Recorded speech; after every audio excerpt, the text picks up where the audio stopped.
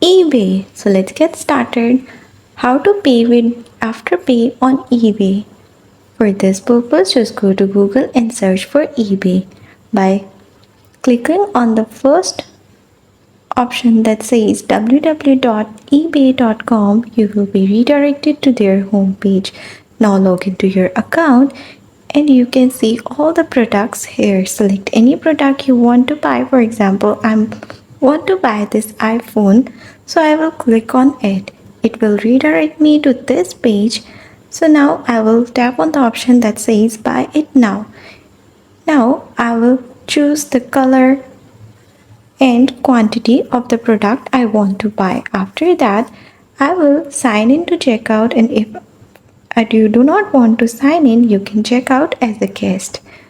After that, you have to fill all of these details and enter your payment method. As here, you cannot see the option that says Afterpay, but in your case, if this option is available, you can use this option and pay through Afterpay. In my case, I am seeing all the other options but not Afterpay.